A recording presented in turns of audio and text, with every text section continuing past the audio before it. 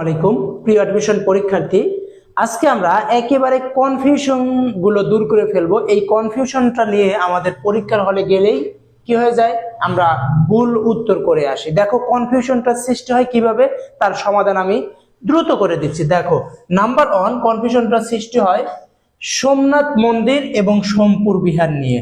সোমনাথ মন্দির এবং সোমপুর বিহার। সোমনাথ মন্দির মাথায় রাখবা, সোমনাথ মন্দির ভারতের গুজরাটে। কোথায়?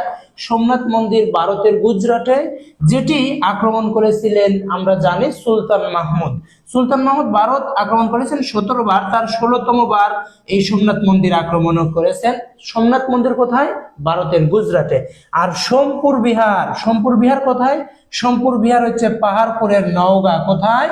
পাহাড়পুরের নওগাঁ। সোমপুর বিহার কোথায়? পাহাড়পুরের নওগাঁ।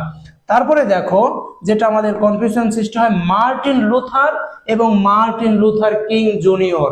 দুইটা ব্যক্তিদের মনে হচ্ছে যে একজনই হয়তোবা আমরা একটু গুলিয়ে ফেলি, সেই জন্যই আমি তোমাদের জন্য ধামাকা নিয়ে আসছি।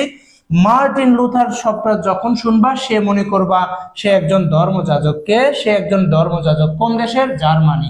মনে রাখবা, মার্টিন লুথার জার্মানির কোন ধর্মের? প্রোটেস্ট্যান্ট ধর্মের তিনি ছিলেন।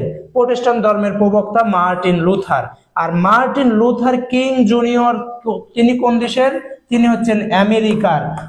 তিনি কি কারণে বিখ্যাত? আই হ্যাভ এ ড্রিম, আমার একটি স্বপ্ন আছে। এটার প্রবক্তাকে মার্টিন লুথার কিং জুনিয়র। মনে থাকবে। তারপরে দেখো, আমাদের যেটা কনফিউশন সৃষ্টি হয়, মোহাম্মদ বিন কাসিম আর মীর কাসিম। মোহাম্মদ বিন কাসিম একই নাকি মীর কাসিম একই?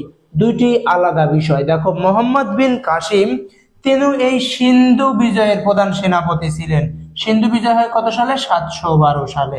আর মীর কাসিম তিনি হচ্ছে বক্সারের যুদ্ধের প্রধান সেনাপতি। তিনি এই বক্সারের যুদ্ধে পরাজিত হয়। বক্সারের যুদ্ধ হয় কত সালে? 1764 সালে। তাহলে আজকে আমরা এখানেই শেষ করছি। ছোট্ট একটা ভিডিওর মাধ্যমে আমরা কনফিউশনটা ক্লিয়ার করে নিলাম। আমাদের সাথেই থাকো, আমাদের পেজকে সাবস্ক্রাইব করে আমাদের সাথেই থাকো। ভালো থাকো, সুস্থ থাকো। আসসালামু আলাইকুম।